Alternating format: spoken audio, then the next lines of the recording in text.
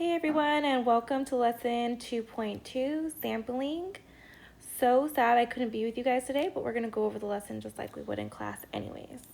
So first things first, let's go through our 2.2 notes. We are talking about types of sampling, which is super important for what we're going to be doing not only now, but for the rest of the year. Types of sampling. What we're doing when we're sampling is we are trying to get the best representation possible of the population. And the way that we do that is we get as close to the entire population as possible. Now, however, that isn't always possible because that always requires a lot of time and money. Therefore, we have to come up with methods of sampling that are going to produce results that are accurate, but also not time consuming and not going to break the bank. So, a census is where every person in a population is part of the sample. This is something ideal because then we would be dealing with population parameters, and any conclusion that we would come to would be a solid conclusion that we would have no problem supporting with evidence because every single person in a population would be represented. However, this is very hard to make happen even if we had a sample size as small as our classroom, because what about students that are absent, couldn't make it, whatever. So this is really close to impossible. Next best thing is a simple random sample, which can be done in multiple ways. A simple random sample, which we're going to call SRS frequently, is a well thought out sampling method where every member of the population has an equal chance of being chosen. So there's a couple ways to do this. However, there are elements that need to be included in order to make a simple random sample really simple random and a sample. But the key is that everyone has an equal chance of being chosen in the sample. No one is favored, there's no bias. We eliminate bias by choosing this method. All right, so we're going to talk through some of the trickier sampling methods now, and we're going to give some examples to the side. Okay, so a systematic random sample is randomly choosing a starting point and then following a structured pattern. So let's say an example of this could be we use a random number generator to get a starting point. So we would use a random number generator, which we haven't learned yet, but we will using our graphing calculator, and we'll choose a number between 0 and 9. And once we get a starting point, then we can systematically choose who we speak to next. So for example, every fifth person. And that would become our sample. So we could stand in front of the cafeteria, randomly choose that we're going to start with the fourth person, and interview every other person coming into the cafeteria. Now that would be considered a systematic random sample. Next, we have a stratified random sample. So this is where we take an entire population and divide it into non-overlapping groups, meaning the groups are mutually exclusive. So you cannot be in both groups. You can't be a junior and a senior. You can't be a freshman and a sophomore. You cannot, you have to identify with one group and one group only. They are non-overlapping, okay? That's important. So we separate the population into non-overlapping groups and randomly choose individuals from each group to be a part of the sample. So what we're doing here is we are taking these groups. So for example, let's say our population is Claremont High School, and we separate students into non-overlapping groups such as classes. So we've got freshmen, we've got sophomores, we've got juniors, and we've got seniors. Those are non-overlapping groups. Then part of our sample would be to see how students at Claremont feel about lunches at school. How do we feel about school lunches? We would interview let's say 50 people from each class.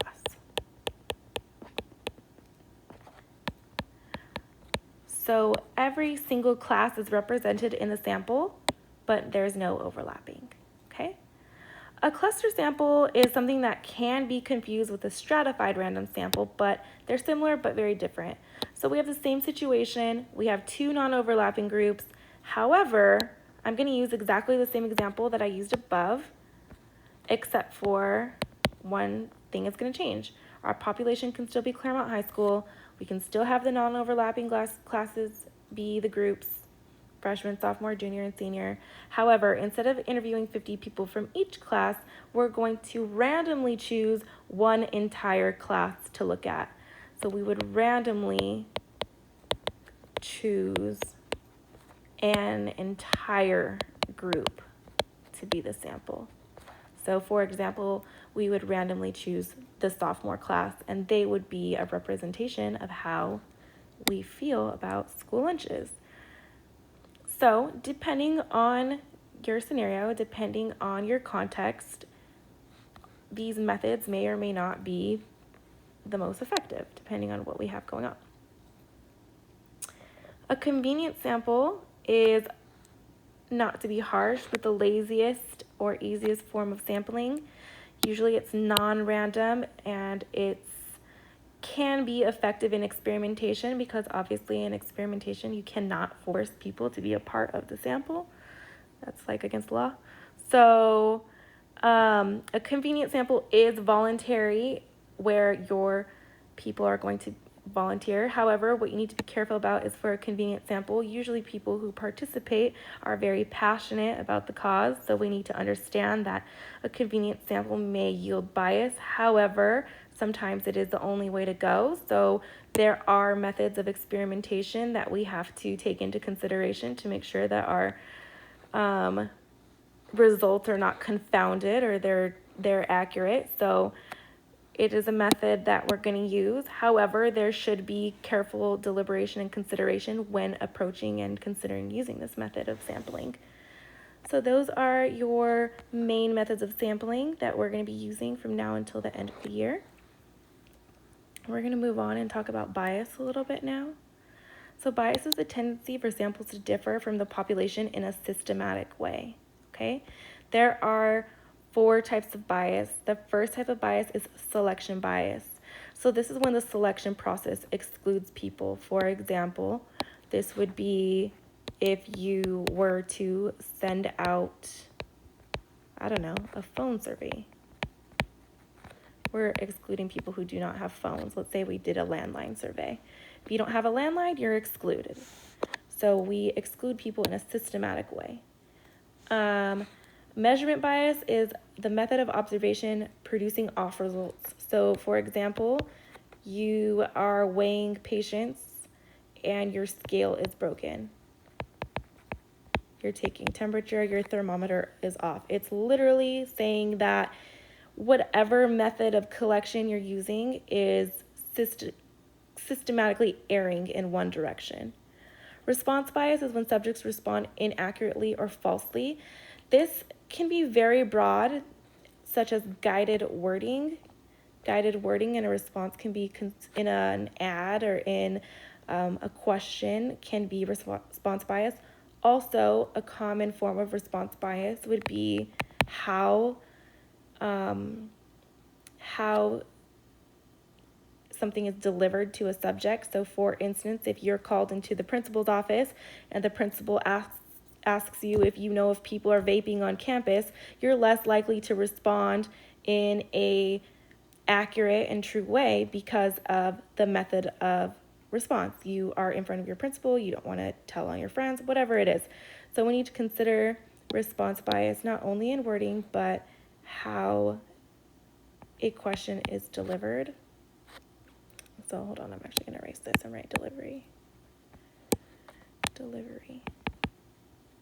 Pretty broad. And non-response bias is as simple as it sounds.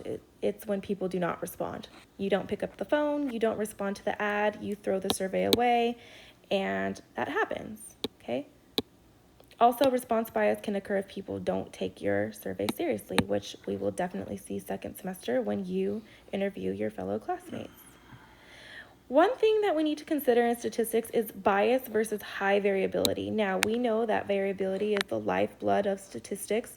The reason why we study statistics is to make sense of variability and how different individuals in a population really can vary so much, and how we can come to large conclusions for so many different people based off of the fact that there's so much variety in the population. We have to figure out how to take that into account all the time. So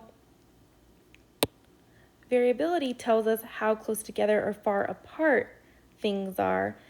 Bias is going to systematically err in the same direction. So what we're going to see, sometimes you're not going to be able to know, okay, are my results just biased, or is there just really high variation inside my population or my sample? And here's how you know. Its variability is wild. There's wild variation, and it's going to be all over. We're going to get responses in every direction that does not seem typical. So we can see responses over what we expect, under what we expect, and we're going to see a lot of variation.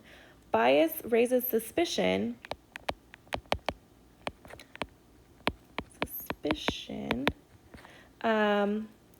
because it always tends to err in the same direction.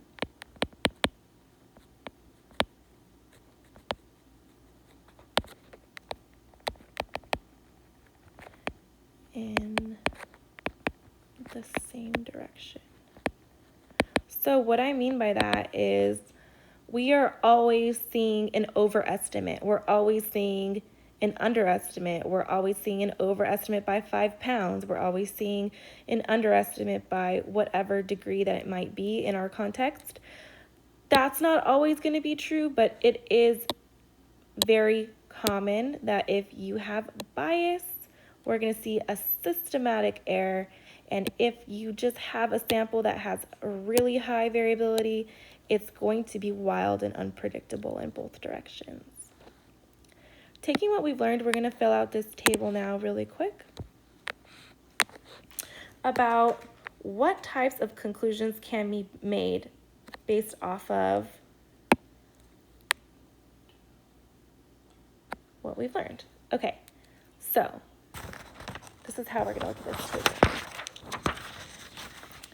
Given an observational study with a random sample, do we feel comfortable generalizing for the population? And the answer is yes. However, with an observational study and a random sample, can we draw a cause and effect conclusion? The answer is no.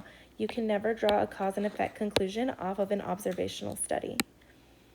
Given an observational study and a convenience or voluntary sample, would we feel comfortable generalizing to the population? The answer is no. We would never feel comfortable generalizing to the population off of a convenience or voluntary sample for an observational study. And again, can you ever draw a cause and effect conclusion off of an observational study? No. Now, since it's observational,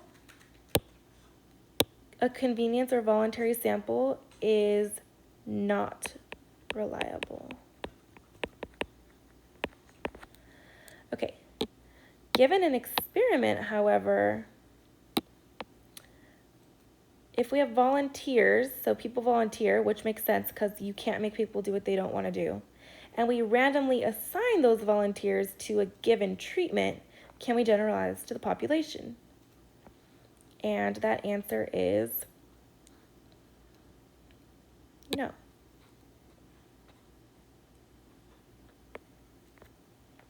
This is hard to do. Can we draw a cause and effect conclusion? Yes. Okay, what if we have an experiment with randomly selected individuals and random assignment? Can we generalize to the population? Yes. We love both to be random. And can we draw on a cause and effect conclusion? Yes. What if people are not randomly selected and not randomly assigned? Now, sometimes we can't control this random selection, but we always can control the random assignment of treatments. So that's alarming. If you do not have a random assignments of treatment, that seems lazy. So that would be a no, and again, a no. So this kind of just gives you an idea about what elements of sampling need to be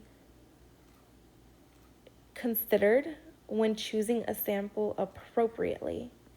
We want to always make sure that we include as many people as possible, and we really want to make sure that we have a sample that represents our population. We're going to finish talking about this together in class on Friday. You're going to have a practice assignment on section 2.2, sampling, and we will go over that together on Friday when we're back.